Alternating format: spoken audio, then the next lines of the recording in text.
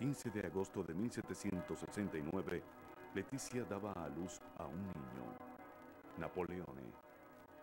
Napoleone Bonaparte. Debido a que Napoleón nació justo después de la conquista francesa, pasó su infancia sintiendo rencor contra Francia, el país que él gobernaría algún día. Nací cuando Córcega estaba muriendo. Escribiría tiempo después Napoleón. 30.000 franceses se lanzaron a nuestras costas, hundiendo el trono de libertad en olas de sangre. Los llantos de la muerte, los quejidos de los oprimidos y las lágrimas de los desesperados se escuchaban alrededor de mi cuna en el momento de mi nacimiento. Suspendidos en el Mediterráneo entre Francia e Italia, los corsos se resistieron valientemente por siglos a los invasores, los romanos, los moros, los genoveses.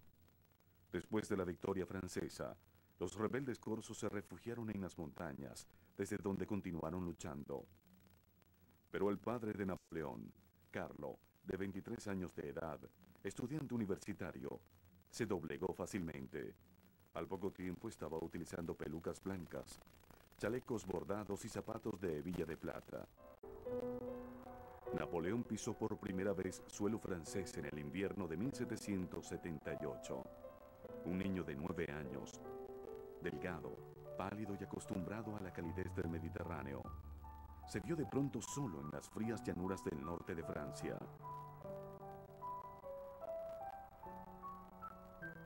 Un niño becado en el Colegio Militar Real en Braine-le-Château, que hablaba francés a duras penas. Durante los 5 años siguientes, no habrían días feriados ni visitas a casa. No sentía el mínimo cariño por Francia.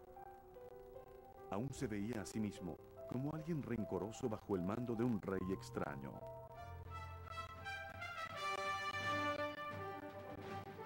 Junto con los hijos de las familias más pudientes de Francia, Napoleón conocería las maravillas de la civilización francesa. La Academia Real era una suerte de última etapa de la escuela, en la que hacían de los oficiales unos caballeros, como en un colegio de artes de guerra. Napoleón contaba, nos daban comida y nos servían como si fuésemos reyes. Nos trataban como si fuésemos oficiales poseedores de grandes riquezas. El pobre quinceañero de Córcega aún se sentía fuera de lugar.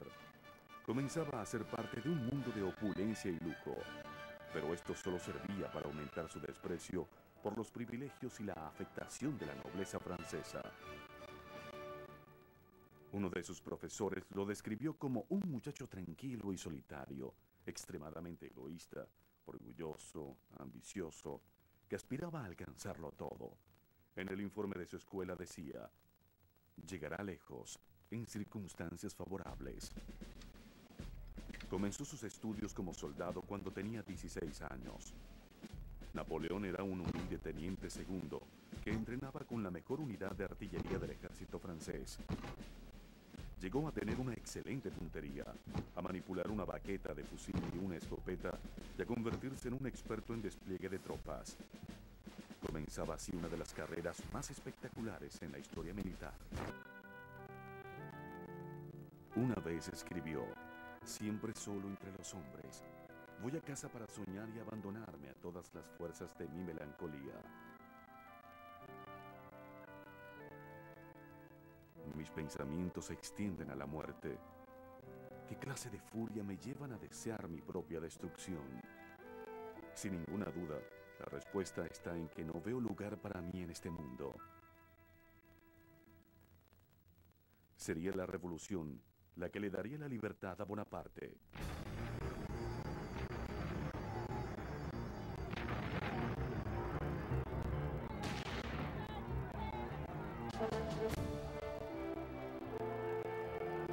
El 14 de julio de 1789, París estalló.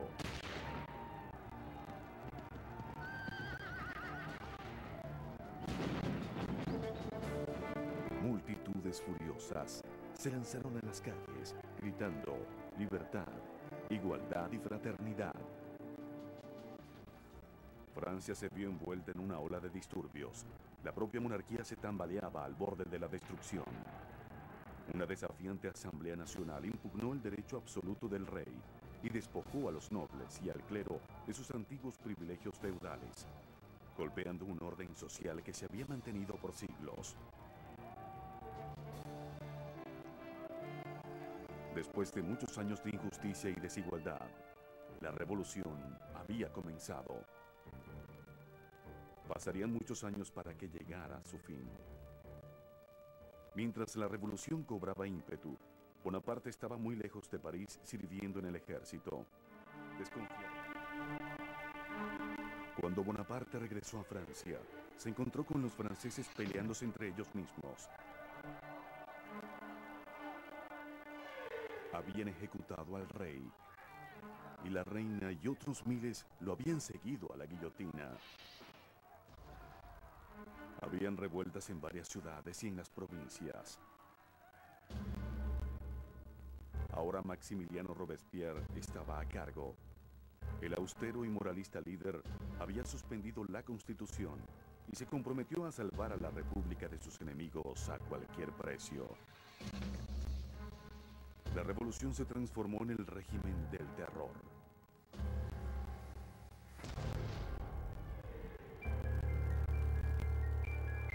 Despedazada por la guerra civil, Francia también estaba en guerra con casi toda Europa. Austria, España, Prusia y Gran Bretaña estaban decididos a destruir la República Francesa. Mientras tanto, los revolucionarios franceses prometían ayudar. Todos los pueblos se levantan en contra de sus legisladores. Reinsertado en el ejército como capitán de artillería, Bonaparte fue enviado a Toulon, una ciudad de 28.000 habitantes en la costa sur que se había rebelado contra la República, permitiendo la entrada de los ingleses por su puerto. La flota inglesa defendió la ciudad desde el puerto. Bonaparte, de 24 años de edad, pensaba que él sabía cómo expulsarlos. Él argumentaba que si sus soldados capturaban a los altos comandantes del puerto, ellos podrían bombardear la flota, hacerlos retirarse y dominar la ciudad. Era un plan sencillo, pero ninguno de los generales lo escuchó. Gran oportunidad para Bonaparte. Debido a que los oficiales aristócratas huían del país, repentinamente hubo una vacante, una oportunidad para que los soldados pudieran ascender rápidamente y así demostrar sus aptitudes en el campo de fuego.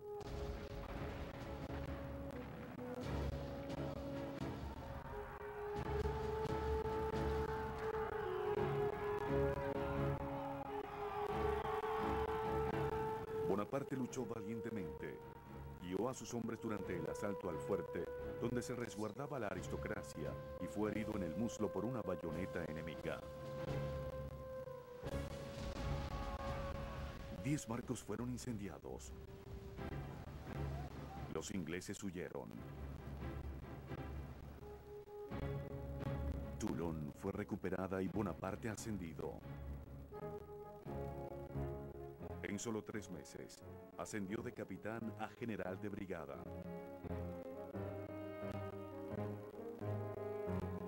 Un general escribió: este joven oficial trajo consigo una inusual osadía y una energía infinita. Si necesitara un momento para descansar, se echaría en el suelo envuelto en su sobretodo. El 5 de octubre de 1795, una multitud de parisinos se lanzaron a las calles junto a la Guardia Nacional, decididos a restaurar la monarquía. La rebelión amenazaba con deponer la República.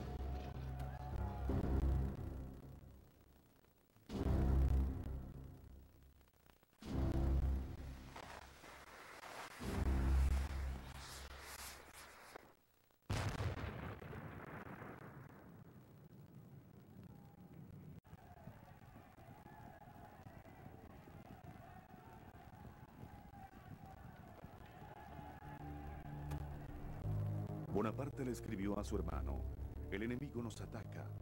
Matamos a muchos de ellos. Ahora todo está en calma, no podría estar más feliz.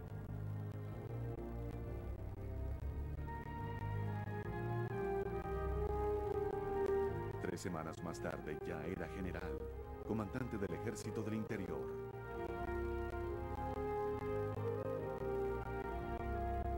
Tenía 26 años.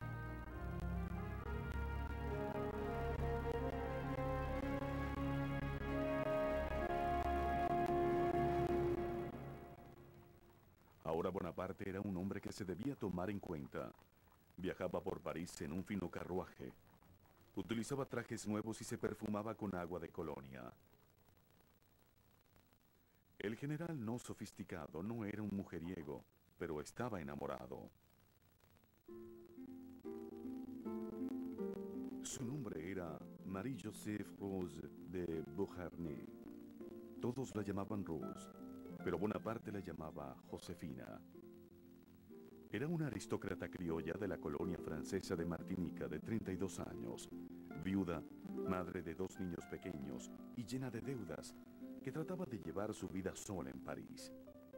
Lánguida, con una indiferencia que rayaba en indolencia, era conocida como una mujer refinada, encantadora y agraciada. Se decía que incluso se iba a la cama con mucha gracia. Nadie estaba por encima de Paul Barras, la figura más poderosa dentro del nuevo gobierno. Josefina era su amante, una mujer de influencia en los salones más importantes de París. Josefina vivía en una pequeña cabaña en un hermoso jardín. Algunos decían que era Barras quien pagaba la renta. Pero Barras ya se estaba cansando de ella, así que Bonaparte comenzó a visitarla. Napoleón le escribió: «Dulce y sin igual Josefina, despierto pleno de ti.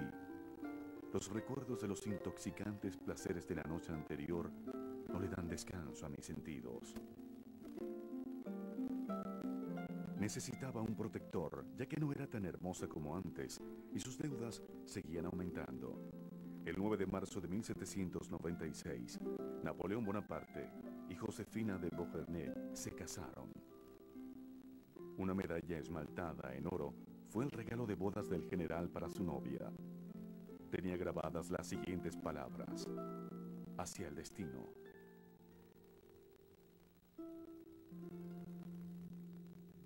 La luna de miel duró 2 días. A Bonaparte lo enviaron a los Alpes italianos.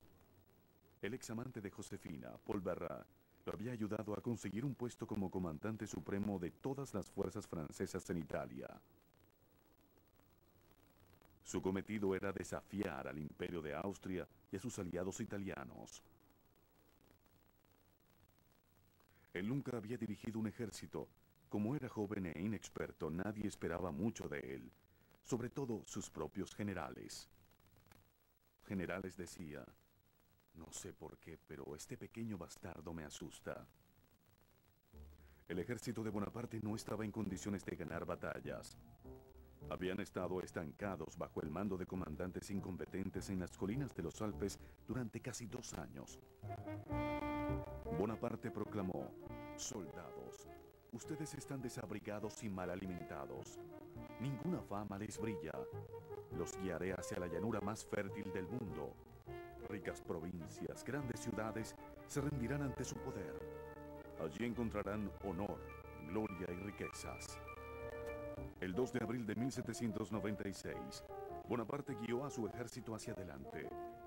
Sus tropas eran menores en números: 38.000 soldados franceses contra 38.000 soldados austríacos y además 25.000 soldados aliados piamonteses. Bonaparte planeaba separar a los austríacos de los piamonteses para luego vencer a cada uno por separado. Atacaría primero a los piamonteses. En solo 2 semanas, Napoleón ganó 6 batallas, tomó a miles de prisioneros y fracturó la columna vertebral del ejército de Piamonte. Un oficial piamontés se quejaría tiempo después. Enviaron a un joven desquiciado que atacaba por la derecha, por la izquierda, por el frente y por la retaguardia. Es una manera insufrible de pelear en la guerra. El 26 de abril, Piamonte se rindió. Bonaparte exigió oro y plata y le pagó a sus tropas. Era la primera vez en años que veían dinero de verdad. Les dijo: «Soldados, se lo agradecemos». Bonaparte iba por los austríacos. quienes se habían replegado hacia el este, confundidos por el general de 26 años y su nueva manera de pelear en la guerra.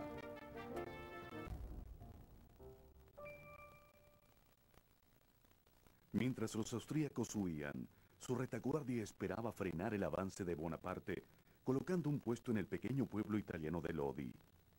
Fortificaron un angosto puente de madera con 14 cañones y 3 batallones, y desafiaron a Bonaparte a que lo atravesara. El general simplemente ordenó un ataque frontal al puente. Todo se basaba en la valentía de sus hombres.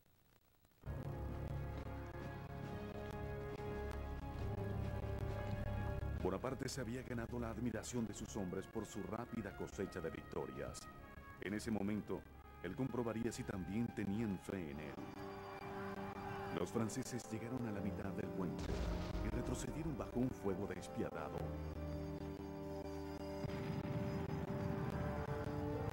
De vencer en este último ataque, ya estarían al otro lado.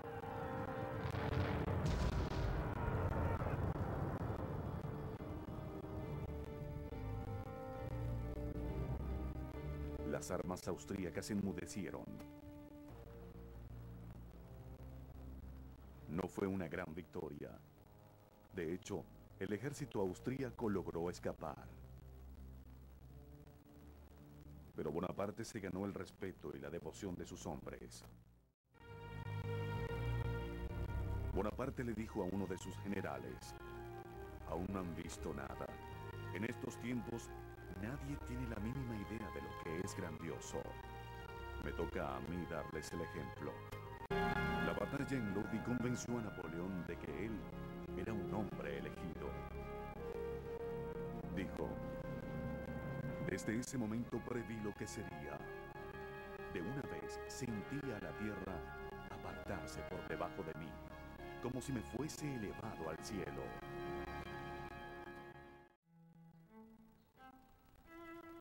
El ejército austríaco, con refuerzos frescos, representaba aún una amenaza. Esta vez Bonaparte los enfrentó con una serie de aplastantes ataques.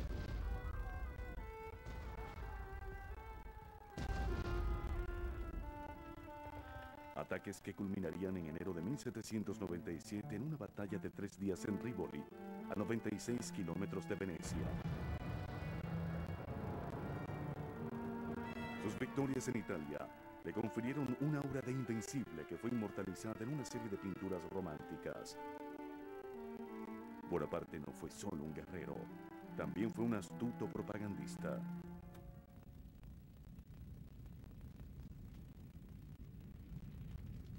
Mientras crecía su fama en Francia, en Italia comenzaba a extinguirse.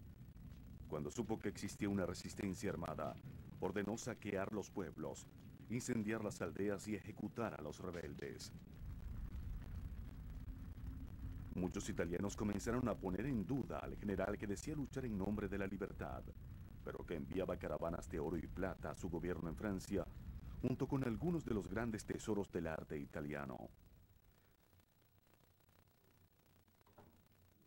Obras de Miguel Ángel, Tiziano, Rafael y otras como los 4 antiguos caballos de bronce de la Basílica de San Marcos en Venecia, encontrarían un nuevo hogar en el Museo Nuevo de París, que algún día sería llamado el Louvre.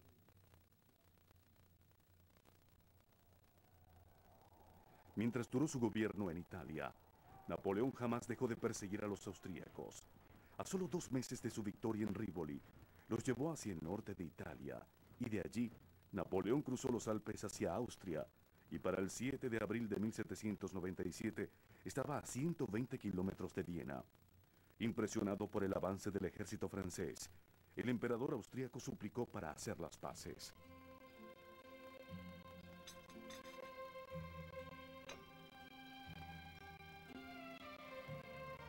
Bonaparte negoció personalmente con los diplomáticos austríacos.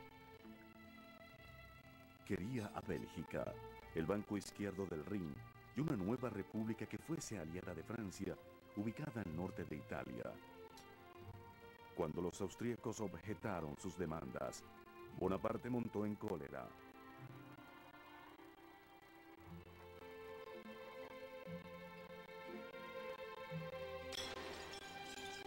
Lanzó al piso un lujoso servicio de té de porcelana. Les dijo, esto es lo que le sucederá a su imperio. Su imperio no es más que una vieja de servicio acostumbrada a ser violada por todos. Haya sido por la violencia, los insultos o la diplomacia astuta, Bonaparte consiguió lo que quería y dictó los términos del tratado sin esperar por las instrucciones del gobierno parisino.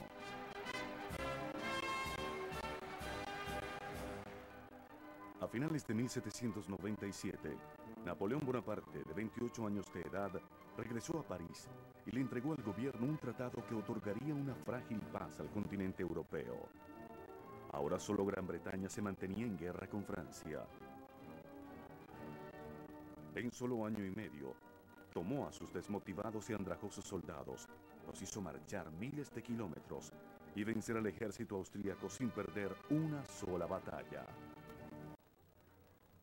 Los franceses estaban ávidos de un héroe, alguien que pusiera fin al caos político que había provocado la revolución. Un gobierno tras otro se formaba y se disolvía. Ahora vivían bajo otro gobierno, el Directorio. El Directorio era un gobierno parlamentario inestable y frágil que no inspiraba confianza. Toda Francia se volcó hacia Bonaparte, esperando ver su próximo paso. Bonaparte expresó en privado: lo que he hecho hasta ahora es poco. Esto es apenas el comienzo de un largo camino por recorrer. No puedo seguir bajo reglas. He probado el poder y no puedo rendirme. Pero Bonaparte esperó. La fruta, decía, aún no está podrida. Mientras esperaba el momento preciso para tomar el poder, Bonaparte dirigía sus anhelos a nuevas glorias en el exótico Oriente. Eludió una flota británica el 1 de julio de 1798 y atracó con 35.000 soldados en Egipto. Francia continuaba en guerra con Gran Bretaña y Bonaparte esperaba interrumpir las rutas comerciales de los británicos hacia la India.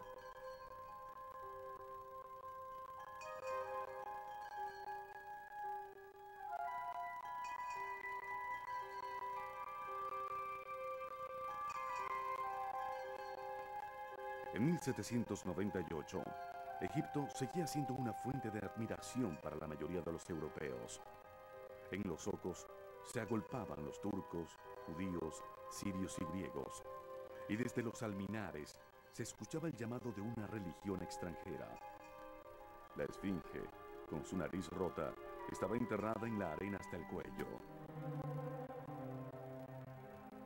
Rápidamente Bonaparte tomó Alejandría y luego, el 3 de julio, guió a sus soldados por el desierto hacia el Cairo y hacia la batalla que se avecinaba.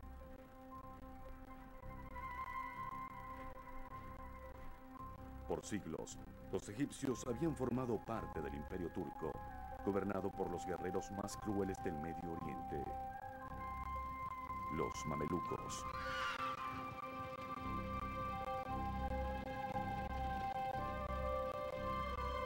Conocidos por su valentía, orgullo y crueldad, los mamelucos esperaban llenos de valor al ejército francés. Un príncipe mameluco los llamaba los pequeños asnos. Decía: les cortaré la cabeza como a una sandía en el campo. Después de marchar por 2 semanas en el desierto, el ejército de Bonaparte avistó las pirámides y a 10.000 mamelucos que se acercaban al lomo de caballo por las arenas. Bonaparte dijo: soldados, desde las alturas de estas pirámides, 40 siglos los observan.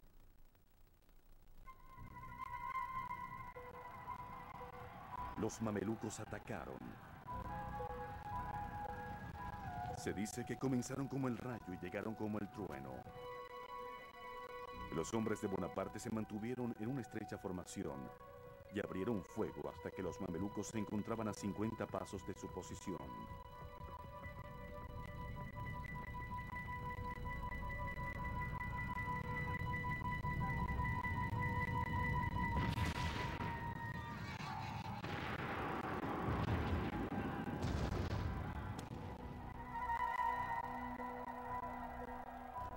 La batalla de las pirámides acabó en 1 hora.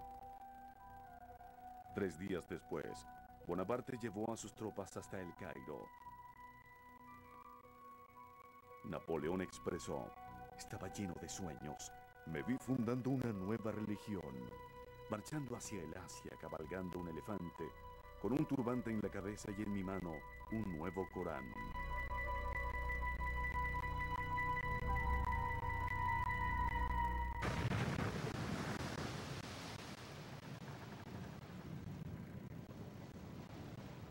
Pero pronto los sueños de Bonaparte de un imperio se verían frustrados.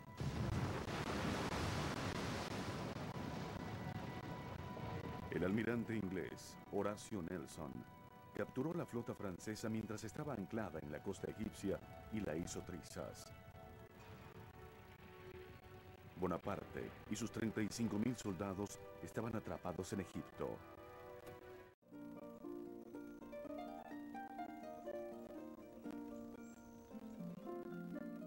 Mientras Bonaparte estaba abandonado a su suerte en Egipto, su esposa estaba comprando una nueva casa. Una mansión a 9 kilómetros de París llamada Malmaison.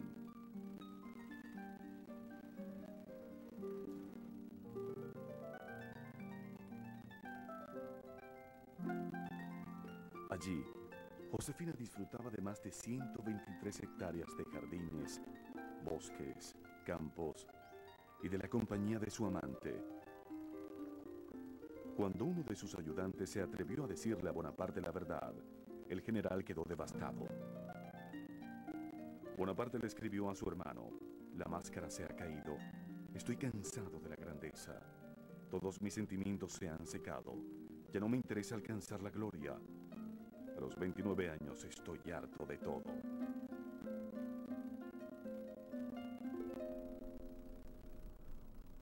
Indignado, tomó a la esposa de uno de sus oficiales como amante. Sus amigos la llamaban la Cleopatra del general. Pese a estar lejos de Francia, Bonaparte no se desanimó. Se instaló en un palacio en el Cairo, en el que se imaginaba como un potentado del Oriente, siguiendo los pasos de Alejandro Magno.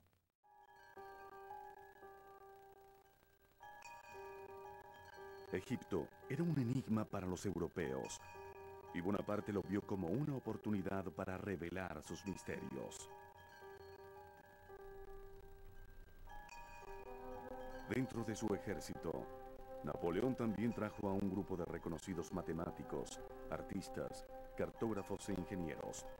Estaban encargados de elaborar un documento monumental, una descripción de Egipto en 24 volúmenes de texto e ilustraciones. Estudiaron al cocodrilo y al ibis, la música y a las momias. Inspeccionaron templos y tumbas y midieron las dimensiones de la esfinge.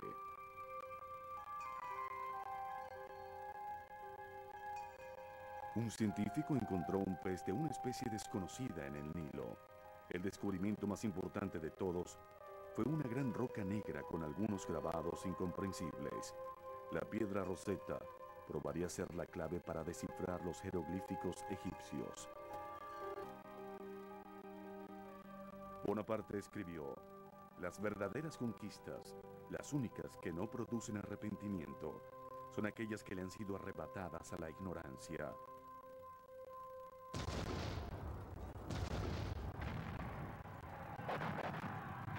En febrero de 1799, Bonaparte tomó a Siria con 13.000 soldados. El sultán de Turquía le había declarado la guerra a los paganos franceses. Bonaparte marchó entonces a la ofensiva. Después de una rápida victoria en Jaffa, Napoleón asaltó Acre, donde se vio obligado a sitiar a una ciudad muy bien fortificada. Ataque fallido tras ataque fallido, morían cientos de soldados franceses. Otros cientos cayeron abatidos por la peste bubónica.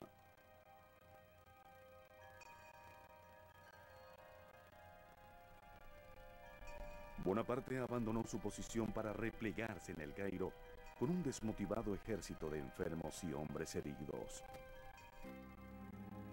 Pero Bonaparte se negó a aceptar la magnitud del desastre. Bonaparte declaró: regreso al Cairo con numerosos prisioneros y estandartes. Destruí los bastiones de Acre. No hay una sola roca en pie.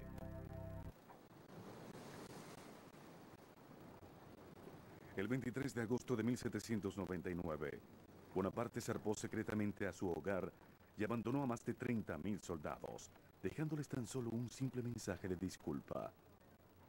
Solo extraordinarias circunstancias me han persuadido para cruzar las líneas enemigas y regresar a Europa.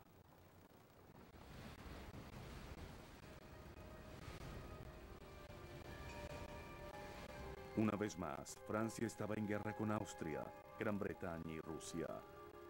La guerra civil continuaba destruyendo al país y el gobierno parisino era todo un desastre.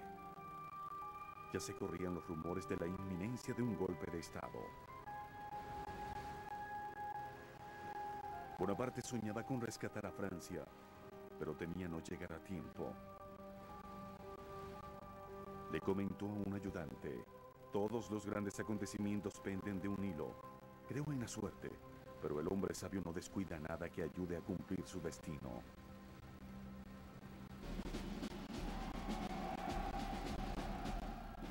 El 9 de octubre de 1799, Napoleón atracó en Francia y se encontró con una multitud que celebraba su llegada.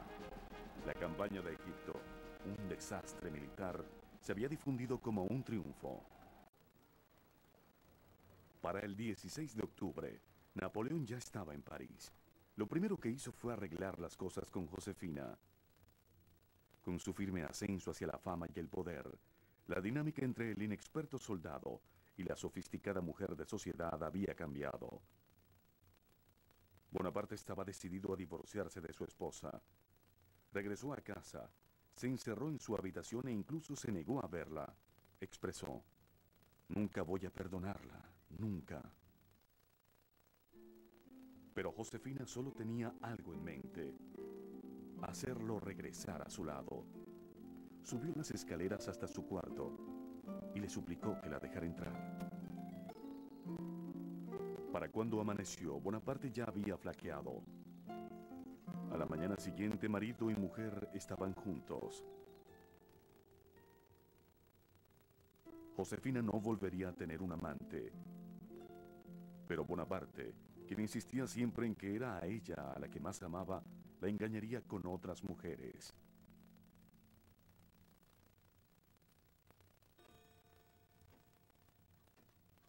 A menos de una semana de su regreso a Francia, Bonaparte se dio cuenta de que era tiempo de actuar. El directorio, que deliberaba solemnemente en el Palacio de Luxemburgo, estaba por ser eliminado.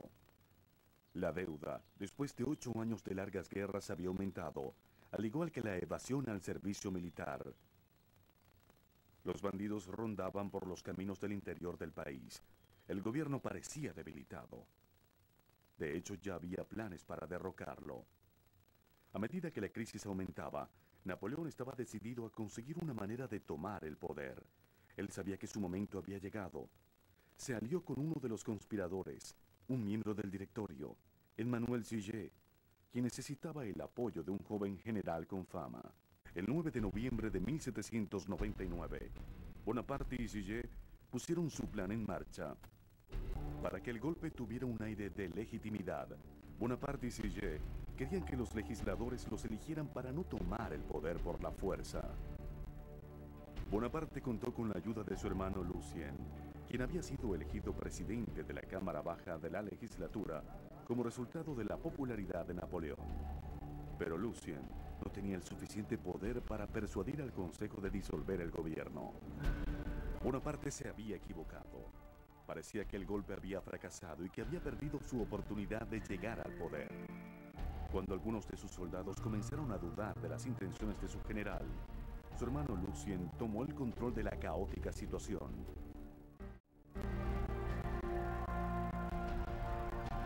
Los soldados irrumpieron en el salón de la asamblea. Los legisladores atemorizados huyeron. Algunos olvidaron el protocolo y se lanzaron por las ventanas.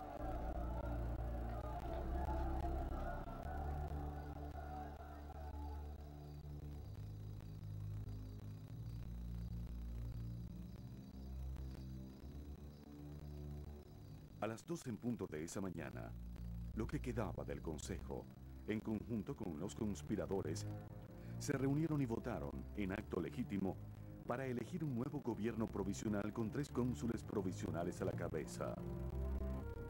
Después de unas semanas, Bonaparte se mostró más hábil que los otros cónsules, rehizo la Constitución y se nombró a sí mismo jefe de Estado bajo el título de primer cónsul.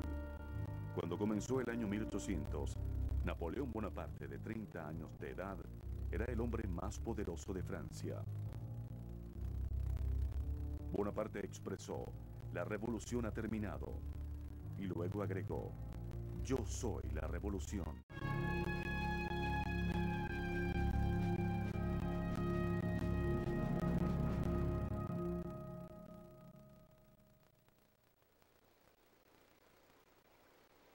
La guerra había catapultado a Bonaparte al poder. Ahora, la guerra lo ayudaría a asegurarlo. Francia seguía peleando con Gran Bretaña y con Austria. Bonaparte había maquinado un osado plan para atrapar a los austríacos por sorpresa. En la primavera de 1800, llevó a sus soldados a los Alpes, una artillería de campaña dotada con 40.000 hombres. Se trasladaban a través de capas traicioneras de nieve y de hielo a lo largo del paso del Gran San Bernardo.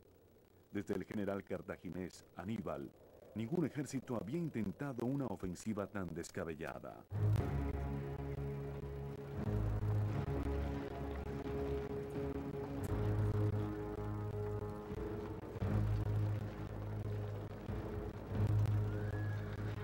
El 20 de mayo, Bonaparte hizo el recorrido. Jacques-Louis David inmortalizó la aventura en un heroico retrato de Napoleón montado en un imponente caballo. En realidad, Bonaparte cruzó los Alpes cabalgando en una mula de paso lento.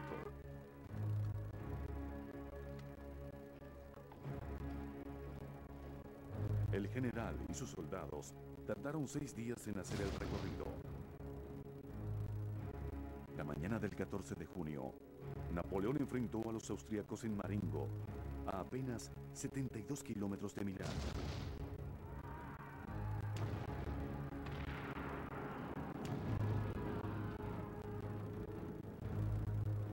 Para el final del día, se contaban 6.000 bajas dentro del ejército francés, pero se duplicaba el número en las filas austríacas entre hombres muertos y heridos. Los franceses habían ganado. Bonaparte dijo: "Mi poder depende de mi gloria y mi gloria de mis victorias".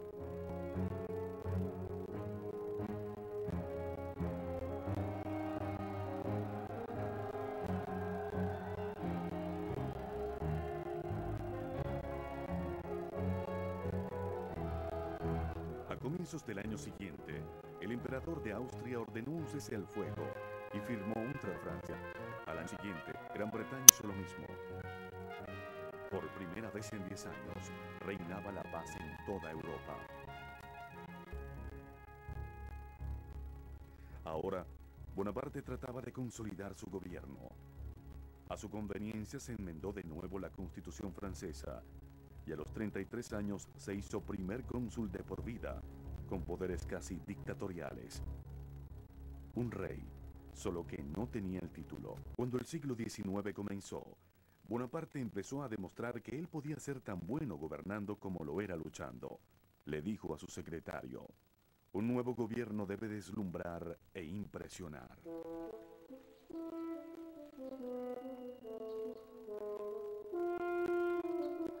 Construyó nuevos parques, puentes y muelles. A lo largo del Sena hizo canales, represas y caminos.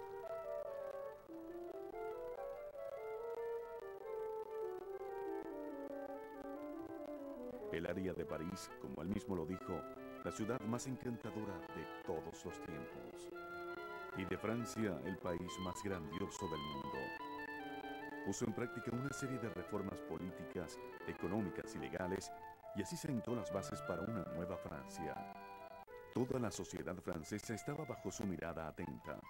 Estableció un gobierno centralizado y fuerte, con una burocracia de largo alcance y firmemente estructurada. Organizó un nuevo sistema de Estado para las escuelas secundarias, los liceos. Creó un banco central, el Banco de Francia. Poco a poco, la economía revivió y con ella la prosperidad. Toda Europa estaba sorprendida. Los grandes artistas y pensadores de la época, Goethe, Hegel, Byron, Beethoven, veían en Bonaparte la encarnación de los ideales y de las esperanzas de la revolución. Bonaparte supervisó la creación de un nuevo sistema de leyes que abolía los privilegios feudales y establecía la igualdad de todos los hombres ante la ley. Las leyes francesas de la actualidad tienen sus bases en el Código Civil de Bonaparte, 801. Bonaparte firmó un acuerdo con el Papa, el Concordato, con el cual el catolicismo quedaba como la religión dominante, pero no exclusiva de Francia. Él no tenía ningún interés personal en la religión, pero sabía su valor político. Él decía, si gobernara una nación de judíos tendría que restaurar el templo de Salomón.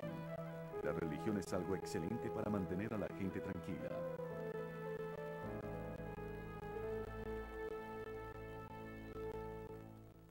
Bonaparte gobernaba con la zanahoria en la vara.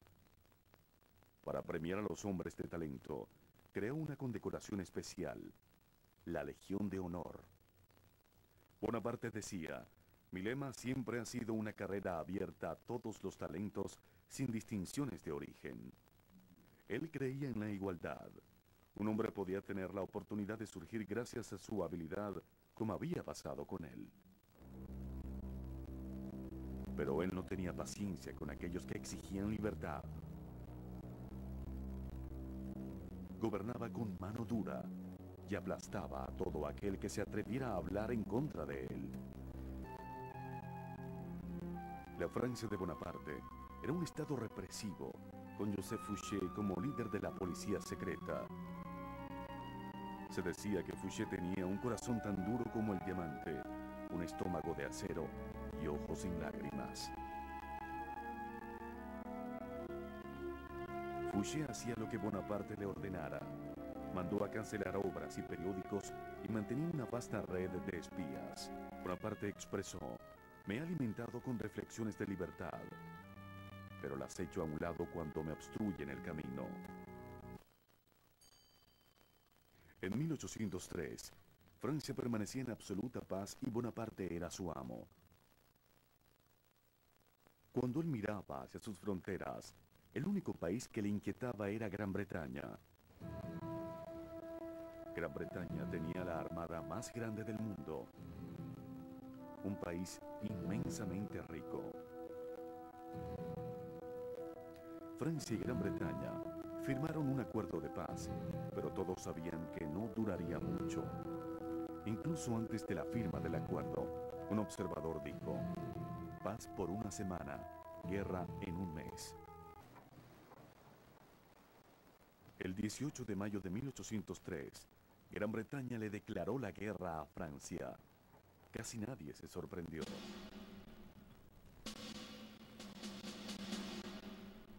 Los dos ejércitos fijaron su mirada a cada uno de los lados del canal inglés.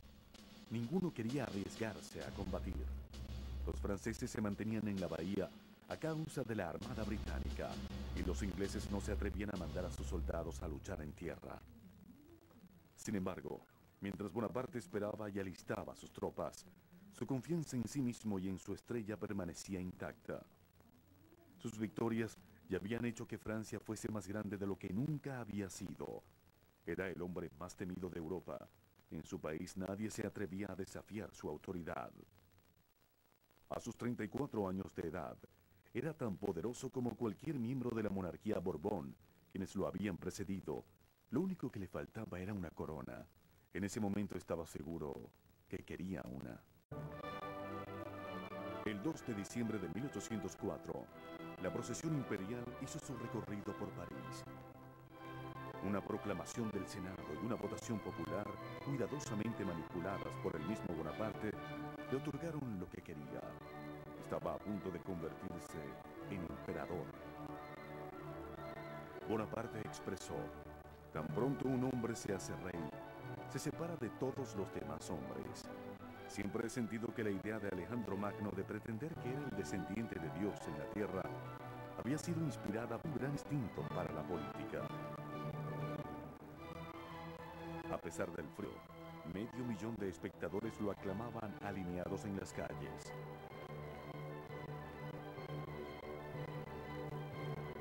Bonaparte, personalmente, se encargó meticulosamente del más mínimo detalle.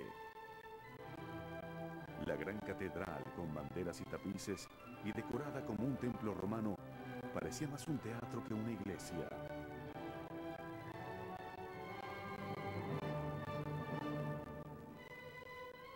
Pero Bonaparte quería que su ascenso a la gloria tuviera un aura religiosa.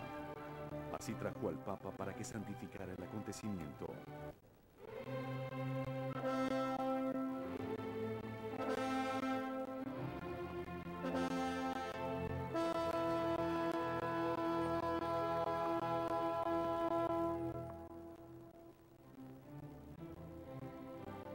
Lentamente, Bonaparte y Josefina caminaban hacia los dos tronos que esperaban por ellos.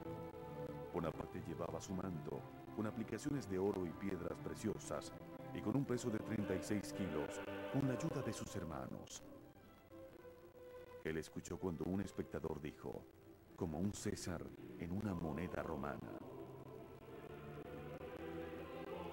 Un poco más de 10 años antes, los franceses habían decapitado a un rey. Ahora coronaban a un emperador.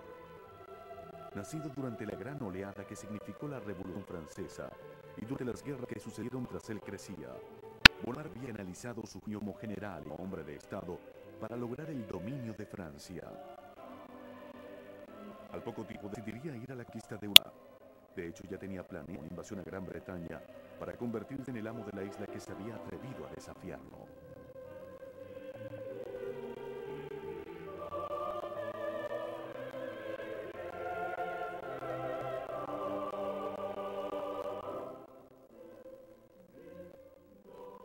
Con confianza, Bonaparte levantó la corona imperial y se la puso. Exigió que no fue.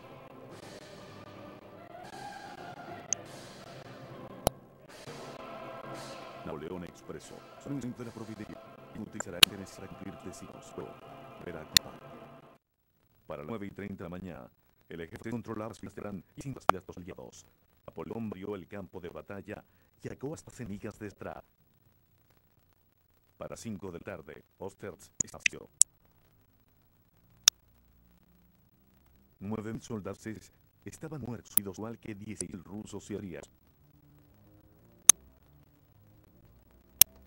El zar empezó en la retirada. El emperador extranjero vino a implorar pendejos que había convertido en emperador hacía apenas un año. Francisco estuvo hasta hoy se dio una batalla y los no fue. Napoleón vio a Bosnia. Hoy derroté a ejércitos rusos y austriacos por dos emperadores. Me siento fatigado. Te envío un abrazo. Les lleva buen ser Napoleón de salud. Napoleón ha venido su victoria, a que se sentía orgulloso. Soldado, me siento de ustedes, de su fórmula línea. Santo y hasta que digo yo vaya de os personalmente, es aún reite. La victoria por una enorme Siria. Camería se da. Veis hasta por un en la guerra. El guerra nunca se ha deshecho de provincia o un tal. En Mazo, el que tenga el rey. Solo arma eso, tiene la. Los por de Francia. Pero Napoleón se afirmó. Entonces a mí me se la pena decir con Napoleón. Menos Napoleón puso toda 1.020 hombres o heridos por el ejército ruso. Había sido todo destruido. Nacho Reina Francesa, y la misión. Ahora, que el arte ocupa, pero que los conquistos, ahora sos la guerra.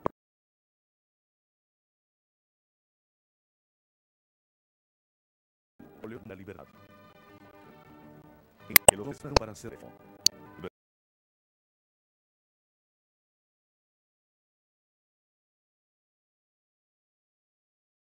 La desempeña personas también más del go.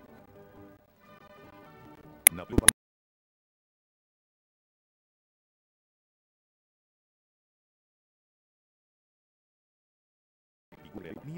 entre ellos con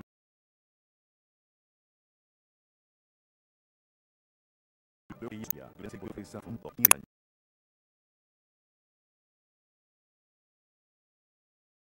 y su gimo siempre muchos.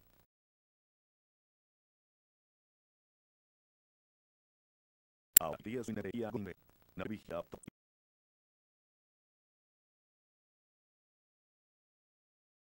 Limrio Rio programa de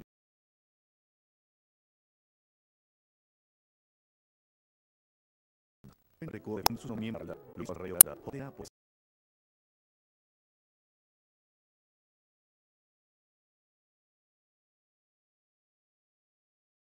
Y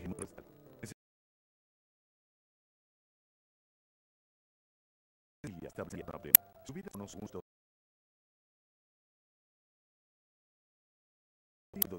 Reina Sumana Calina,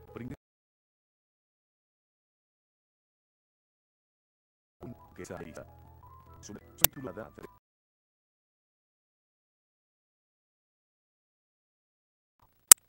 este ley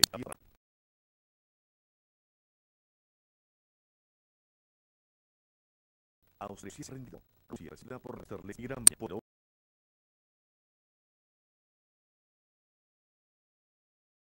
No fue. Gobiernan una guerra con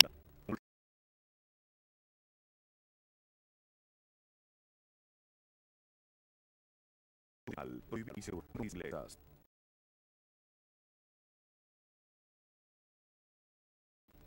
Radar Rus, vamos solos a Polonia.